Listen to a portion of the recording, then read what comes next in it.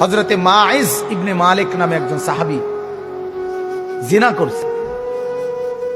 আল্লাহর নবীর কাছে এসে বলছি, ইয়া রাসূলুল্লাহ কাদ জানাইতু, আমি জিনা করে ফেলেছি। আল্লাহর নবী ফালতাফাতা, অন্যদিকে চেহারা ফিরিয়ে নিছেন। আবার তিনি বললেন ওইদিকে ফিরে গিয়ে, ইয়া রাসূলুল্লাহ আমি জিনা করেছি।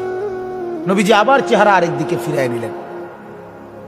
উনি আবার বললেন, ইয়া রাসূলুল্লাহ আমি জিনা করে ফেলেছি, আমাকে শাস্তি দেন, আমার উপরে হদ শরীয়তের বিধান কায়েম করেন, আমার আখিরাত পরিষ্কার করে দেন, আমার আখিরাত বরবাদ হয়ে যাবে নাই তো।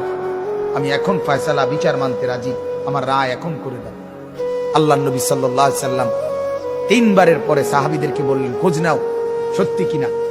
খোঁজ নিয়ে দেখছে সত্যি ঘটনা। আল্লাহর নবী সাল্লাল্লাহু আলাইহি সাল্লাম বলছেন, গর্ত খনন করো। গর্ত খনন করছে।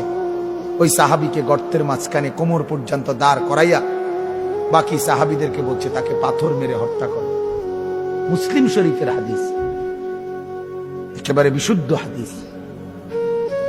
যখন পাথর মেরে হত্যা করছে, তখন পাথরের আঘাতের কারণে ওনার শরীর থেকে রক্তের ছিটা একজন সাহাবীর গায়ে আয়সা লাগছে। ওই সাহাবী তখন একটু বিরক্ত হয়েছে। বিরক্ত হইয়া বলছে, এক নাফরমানের রক্ত লাগলো, এক বদকারের রক্ত গায়ে লাগলো, তো মানে এরকম একটা বিরক্তি দেখাইছে। সাথে সাথে আল্লাহর নবী সাল্লাল্লাহু আলাইহি ওয়াসাল্লাম নবীজি বললেন, হে সাহাবী তুমি এটা কি বললা? কি বললা? আমার এই মায়েজ গোটা পৃথিবী যা জানতো না, নিজের অপরাধ নিজে স্বীকার করে, নিজের শাস্তি নিজে গ্রহণ করে তওবা করছে। এটাই তো তার শ্রেষ্ঠতম তওবা।